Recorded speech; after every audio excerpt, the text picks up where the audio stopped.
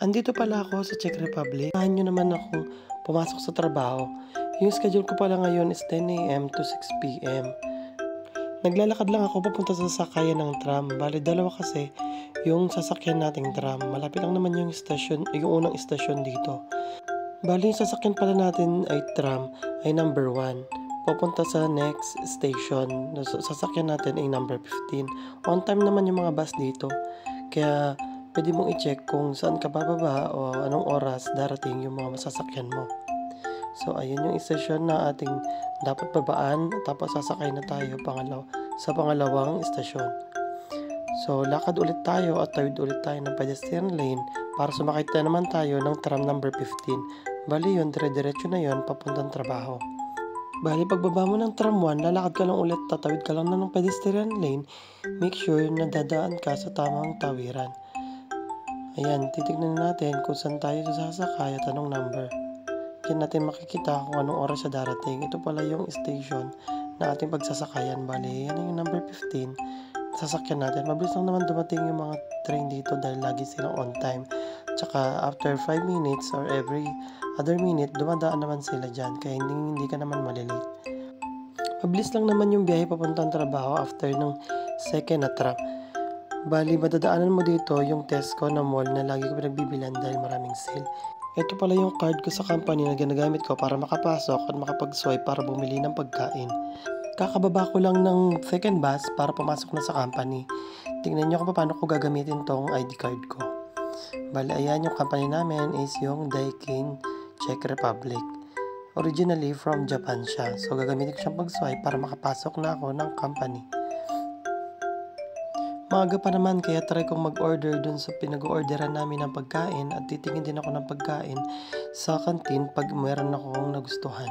So ganito pala yung aming pinag-orderan ng pagkain. Bali, nandyan yung mga araw, kung anong shift mo, at dyan mamakita yung available mong pera sa card mo kasi parang ATM yan, pwede mo siyang lagyan ng pera.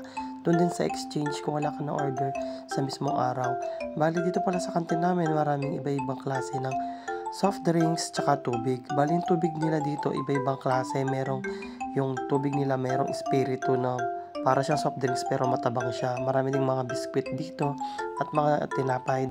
Magbibihis muna ako at aaura muna ako para may panahon din akong manood.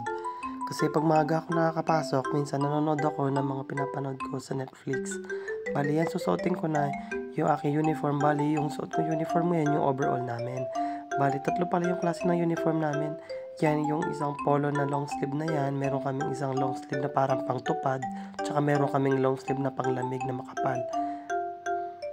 Bali, ganyan yung itsura niya. Overall siya na terno.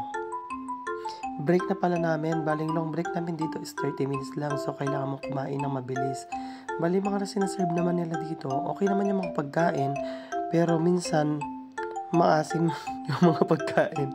Minsan hindi mo rin maintindihan. Meron silang pinapakain sa'yo na parang soup, pero parang sauce siya ng spaghetti.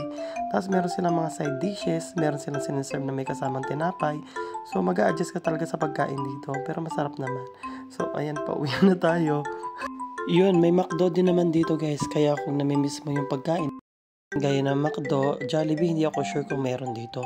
Pero alam ko sa city meron naman na daw. Lakad lang ulit tayo papunta sa next station. So malamig pa rin naman dito kaya okay lang naman.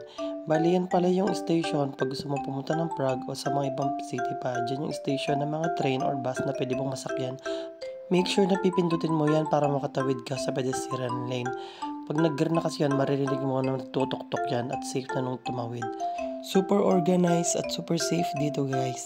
Kasi sa pagkakalam ko, yung Czech Republic ay nasa top 20 or top 10 na most safe country in the world.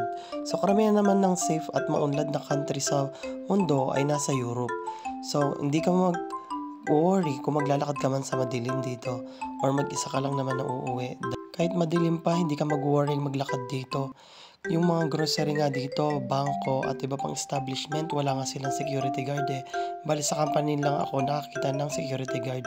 Kasi yung mga tao dito daw, sabi ng mga lokal na nakakausap ko, takot daw gumawa ng kasalanan yung or crime yung mga tao dito. Kasi hindi ko nga alam kung anong klaseng penalty yung meron sila.